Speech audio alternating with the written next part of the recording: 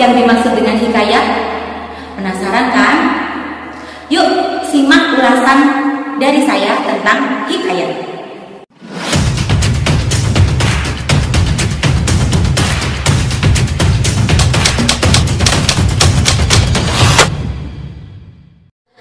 Bismillahirrahmanirrahim. Assalamualaikum warahmatullahi wabarakatuh. Berjumpa lagi dengan saya, Ibu Nur Farida, SPD MPD, Guru Mata Pelajaran Bahasa Indonesia. Apa kabar? Semoga kita semuanya tetap dalam lindungan Allah Subhanahu wa Ta'ala. Amin amin ya rabbal alamin.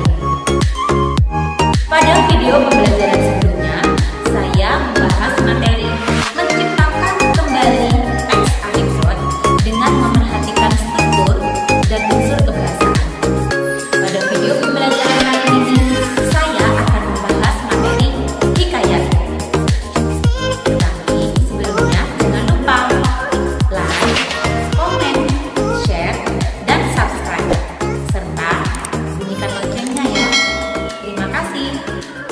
Baiklah, silakan perhatikan tayangan berikut ini.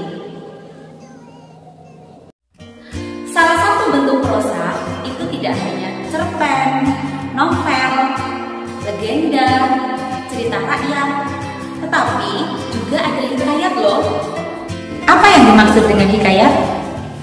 Perhatikan contoh kutipan hikayat berjudul Hang Tuah 5 bersahabat menjadi pegawai raja berikut ini. Saya akan membacakan kutipan hikayat yang terdapat di dalam buku hikayat Hang Tuah 1 ini, terdapat di halaman 31, yaitu hikayat Hang Tuah 5 bersahabat menjadi pegawai raja. Sebermula maka tersebutlah perkataan Hang Tuah, anak Hang Mahmud di Sungai Duyung. Adapun segala orang yang duduk di Sungai Duyung mendengar warta Raja Bintan itu. Apabila Hang Mahmud mendengar warta demikian itu, maka kata Hang Mahmud pada istrinya yang bernama Dang Merduati, "Tuan, baiklah kita pergi ke Bintan supaya mudah kita mencari makan. Lagi negeri besar. Baiklah kita pergi 3 beranak." Maka disahut oleh Dang Merduati, "Benarlah seperti kata tuan itu." Maka pada malam itu Hang Mahmud bermimpi bulan turun dari langit. Maka cahayanya penuh di atas kepalanya.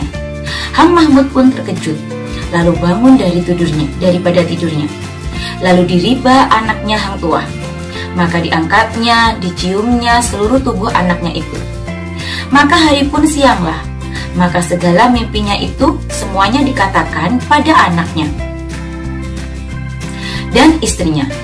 Setelah didengar oleh ibu Hang Tuah kata suaminya itu, maka segera dilangirnya dan dimandikannya anaknya itu. Bagaimana?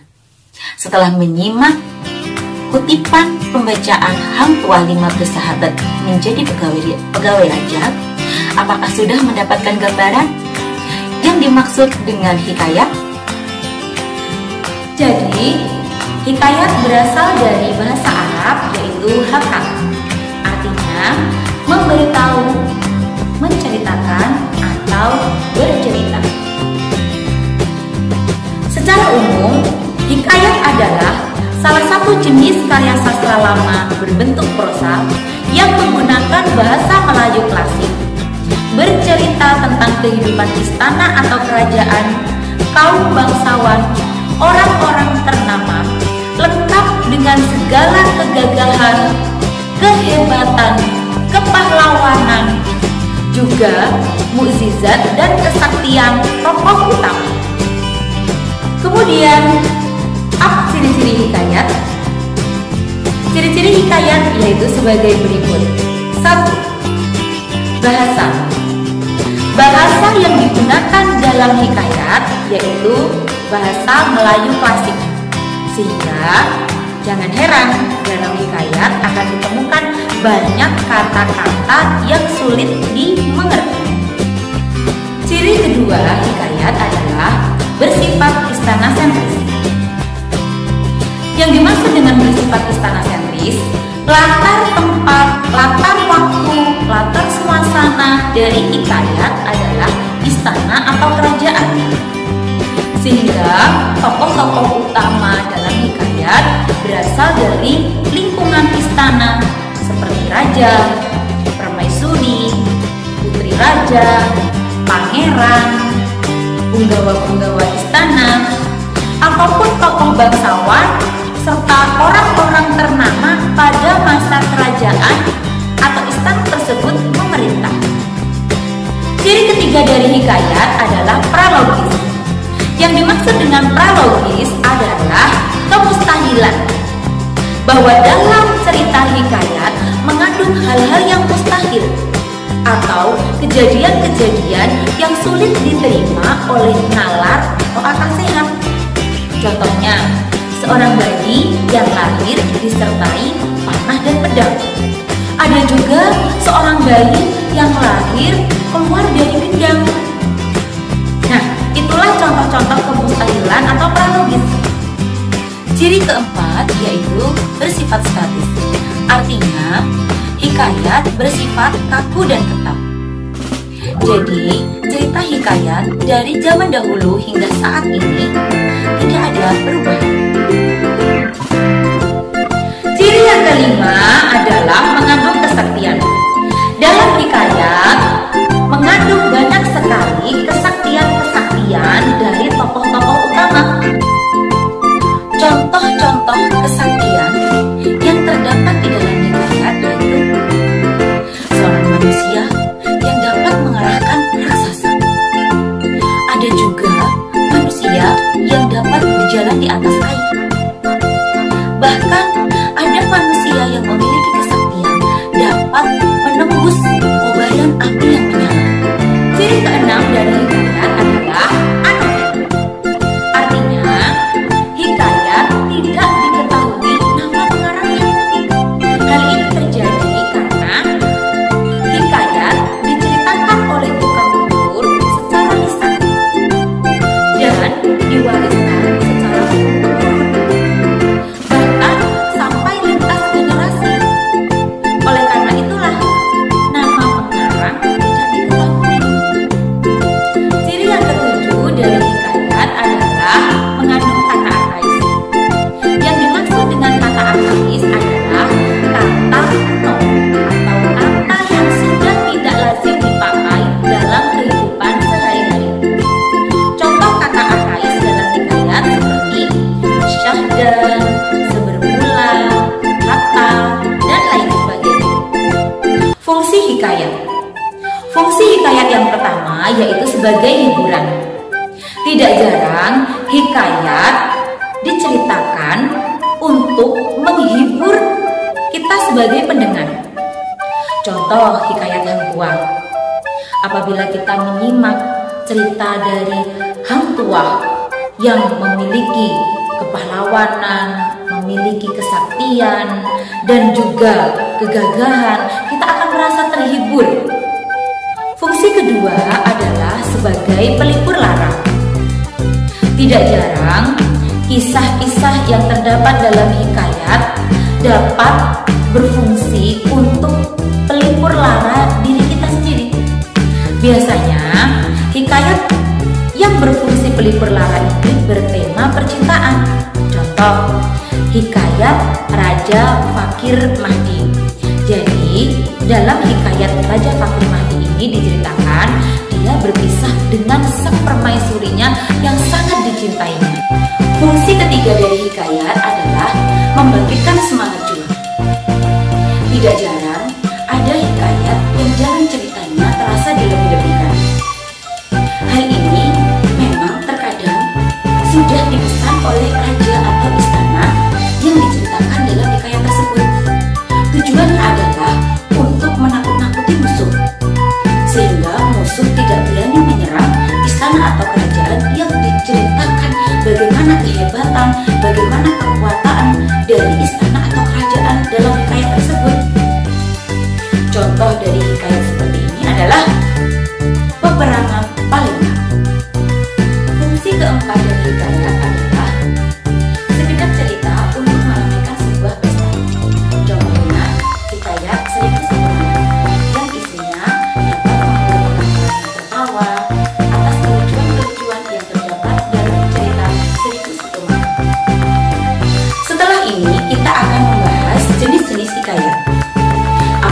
jenis-jenis hikayat.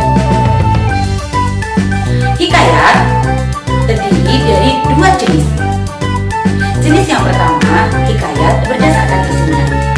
Yang kedua, hikayat berdasarkan asalnya. Berdasarkan isinya, hikayat dibagi menjadi 3 jenis. Jenis yang pertama yaitu jenis hikayat rekaan. Contohnya, hikayat Maling Dewa. Jenis hikayat yang kedua adalah jenis hikayat sejarah.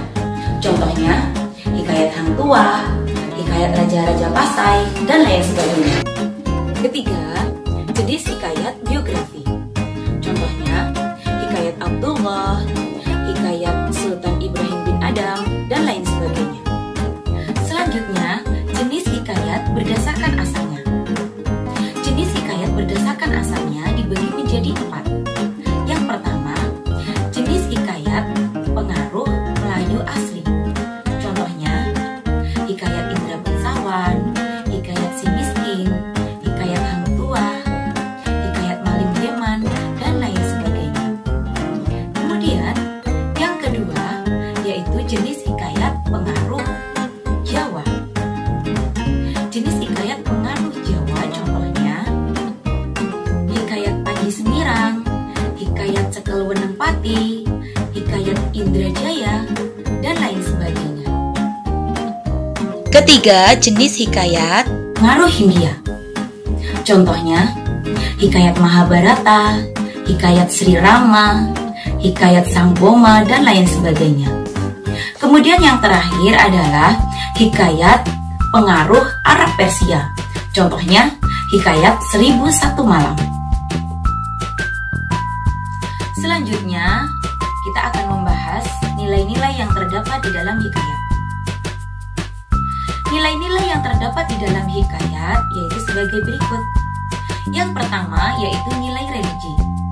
Nilai religi adalah nilai-nilai yang terdapat di dalam hikayat yang berkaitan dengan agama atau ketuhanan. Kedua, yaitu nilai moral. Nilai moral adalah nilai-nilai yang terdapat di dalam hikayat yang berkaitan dengan kemanusiaan. Ketiga, yaitu nilai budaya. Nilai budaya adalah nilai-nilai yang terdapat di dalam hikayat yang berkaitan dengan pola hidup suatu masyarakat atau budaya pada zaman tertentu. Keempat, yaitu nilai sosial. Nilai sosial adalah nilai-nilai yang berkaitan dengan kehidupan masyarakat yang tidak terlepas dari fitrahnya yang selalu berinteraksi dengan manusia yang lainnya. Dan yang terakhir adalah nilai pendidikan. Nilai pendidikan adalah nilai-nilai yang terdapat di dalam hikayat yang berkaitan dengan pendidikan. Baiklah, kita telah selesai membahas tuntas seluruh materi hikayat. Mulai dari pengertian hikayat, ciri-ciri hikayat, fungsi hikayat, kemudian jenis-jenis hikayat, dan yang terakhir nilai-nilai yang terdapat di dalam hikayat. Untuk materi struktur hikayat dan unsur-unsur kebahasaan yang terdapat di dalam hikayat akan saya bahas pada video pembelajaran berikutnya. Jangan lupa nantikan video saya ya. Terima kasih. Bagaimana? Apa telah dipahami materi hikayat? Semoga materi yang saya sampaikan bermanfaat untuk kita semuanya. Amin amin ya robbal alamin. Sampai jumpa dengan saya, Nur Farida SPD MPD, guru mata pelajaran Bahasa Indonesia, pada video pembelajaran yang lainnya. Jangan lupa like, komen, share, dan subscribe, serta bunyikan loncengnya ya. Wallahu muwaffiq ila aqwamit thoriq. Wassalamualaikum warahmatullahi wabarakatuh.